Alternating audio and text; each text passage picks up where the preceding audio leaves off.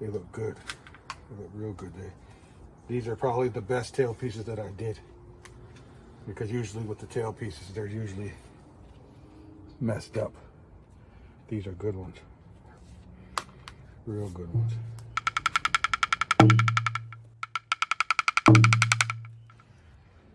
So what we have here is a bird, a hawk.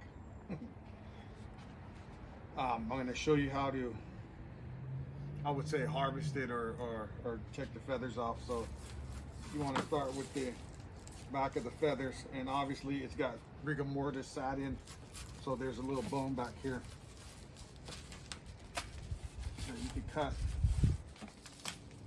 And there it is. You can open it up.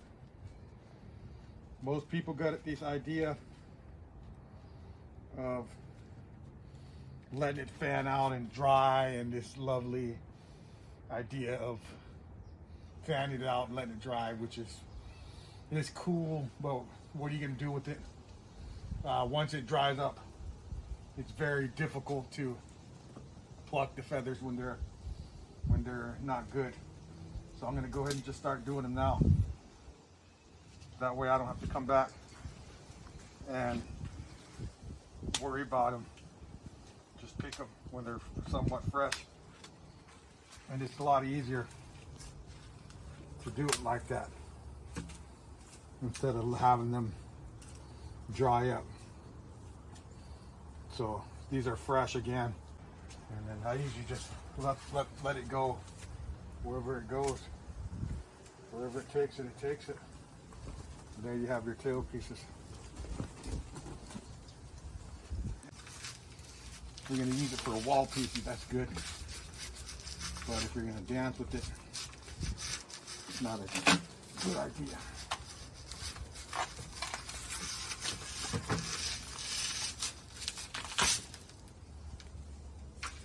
There you go. So again, here you got your wings, your smaller pieces. So again, I do not like to pull them when they're been setting for a while, because they're just more difficult. So you just want to pull them, give them a pull, and then the flesh will still be on here, so you kind of want to clean them up. I could just set them aside, and when they're done setting, you want to set them in the freezer. The freezer will kill any mites on there, because there's mites on there. There's mites on everything. So we want to make sure that there's no mites. And these smaller pieces you can set to the side. Some people use them for the fluffs on the boys' antlers. And that's why I say it's easy to pluck them, because I have an eagle wing. See how hard that one is. I have an eagle wing. See how it's damaged? But these are going to be for a top knot anyway. So I have an eagle wing that just it needs to be plucked too, but it just, like, all this sat too long, and that's why I can't say how important it is to pluck it when it's fresh. So, I mean, on the bright side, it's less flesh that you got to deal with, but it just comes off better, cleaner feather. You can see the wound of it where it's injury. You can see the blood on it. So I don't know if I want to use those for dancing, but they're good for something.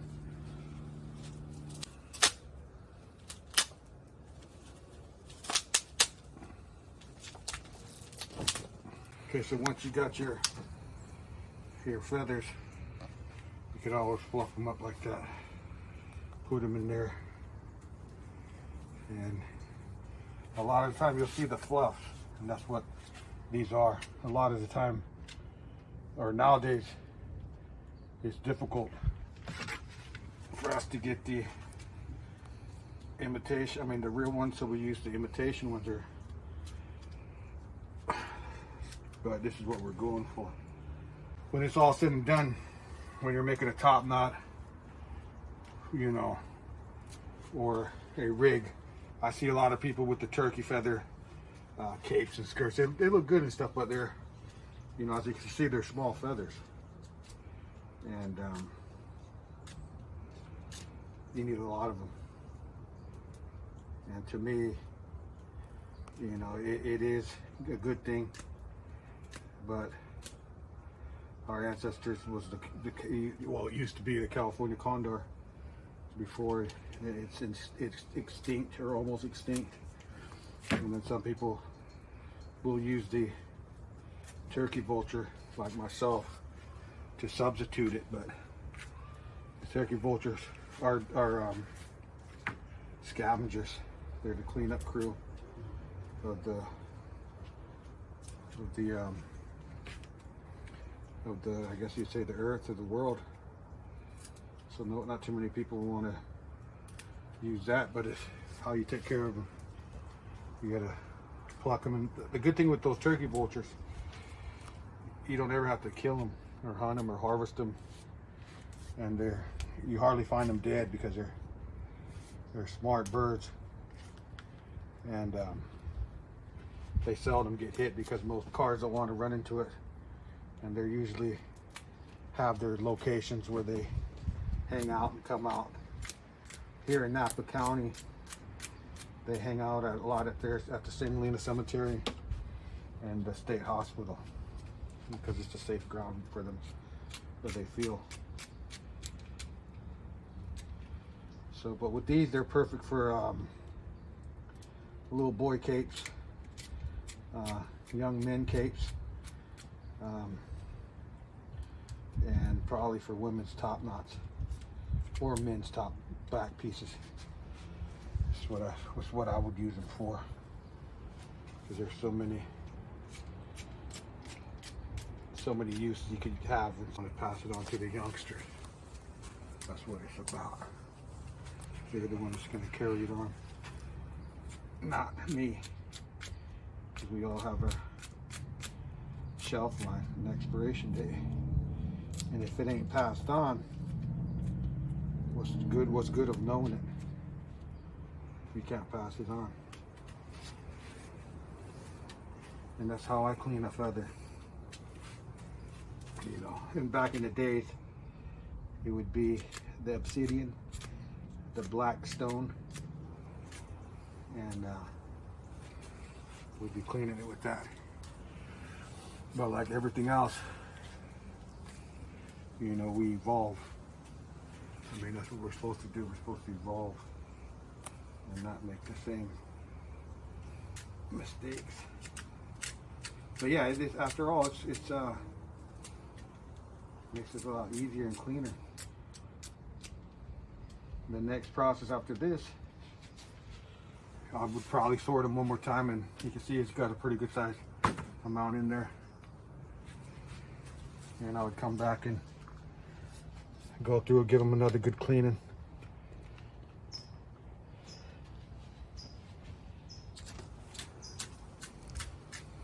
I remember when I first started getting back involved, I guess you'd say, from being out there, I was hungry, and the Creator knew it, and He sent everything that I needed to me, and I received it. And I feel part of my duty in life is to teach whoever wants to learn how I was taught. And at the end of the day, there's no right and wrong way of doing anything. You can see how it looks. And before, flesh, and you want to scrape it out. You know, when you're doing your feather capes, you do the same thing. Clean them up.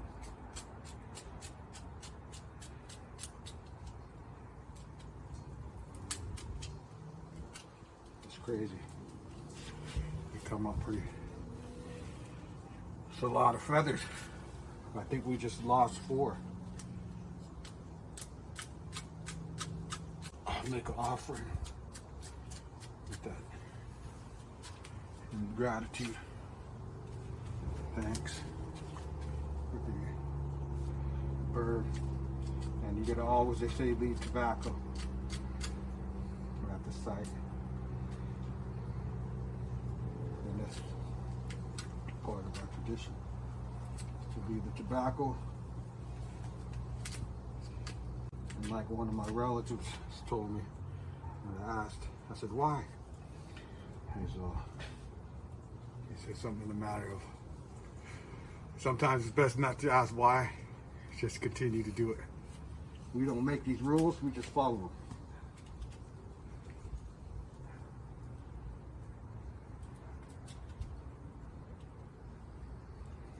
And it's cool to be part of something that's older than America. And that's our traditions. Keep it going. Almost there. You see all that flesh on there? I'll tell a story about the bear dancers. There's the bear doctors. Two different categories, but they say that in order to be, or this is an old one. In order to become a bear, a doctor, and be in the clan, that you had to go out there and harvest your own skin, your own bear. And it's a process that you go out there, you hunt the bear, harvest the bear, and you eat every part of that bear. Legs first, because you gotta learn to run, walk, arms, and you eat the rest of the body, and that's how you become a bear. You become a bear. You become that bear. You have to eat it all. And again, it's a process. You know, so that's an old story I was told. That you gotta become the bear. The bear becomes you because you're eating the bear.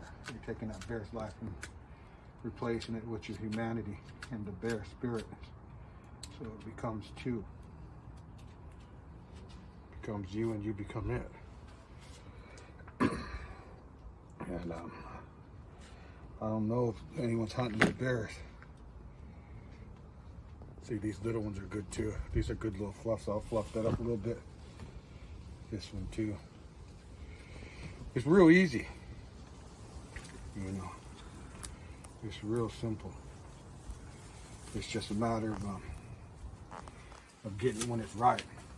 Again, I've been doing this for so long that it shouldn't be.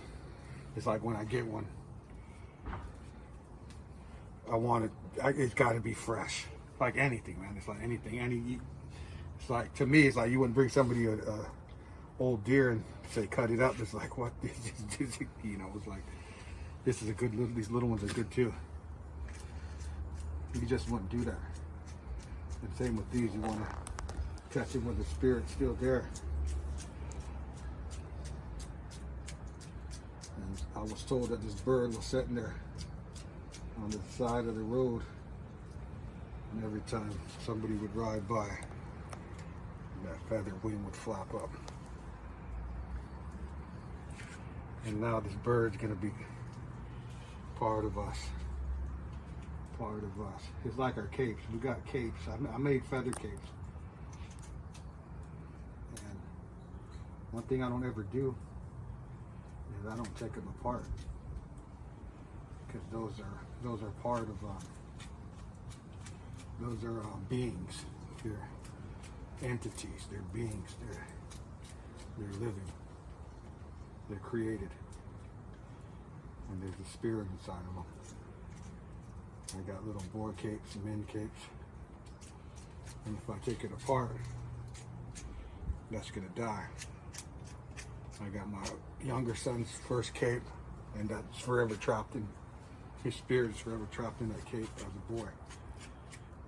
So when he dances it. And he was a good, innocent kid, so there's nothing wrong with it. He probably had the most purest heart than anyone out there dancing. And that's how it was supposed to be when you dance. You're supposed to be good heart, good spirit, and good medicine. And that's what it's all about. What we believe in. It's important we carry that on. I know we're in a different society now. It's getting dark. And like anything, when I'm into something, kind of like with my grandfather, there was no off switch. There was no end of the year, their season. It's like it's life. There was no off switch. And that's how I live my life too. I'm always doing something when it comes to this. Either creating regalia, spreading the word, doing historical trauma, doing presentations. I'm always doing something like this. Always. And I got that from my grandfather. That's one thing I learned from my grandfather. And one thing I learned from my grandma is very important, which is so simple. And she used to always say, watch what you say about people, which is crazy, and I never got it. But now as I got older, I find myself saying that to people, just watch what you say about people, because it will come back to you. It will. You make fun of somebody, it'll come back to you. You kick somebody when they're down, it'll come back to you. And that's one thing I learned from them. But as long as I'm alive, I'm going to continue to, like I said earlier, teach whoever wants to be taught. I feel that's my obligation, that's my duty. That in this world and in this life, I'm a messenger. I spread the word and teach. There's a lot of feathers in there. That's crazy. Huh? It's going to be a woman's top knot. And you'll see. I'll show you guys how to do this. But like I said, the moment of the key to it is get them when they're good, when they're fresh. And see these tail pieces, they look good. They look real good. These are probably the best tail pieces that I did. Because usually with the tail pieces, they're usually messed up. These are good ones. Real good ones.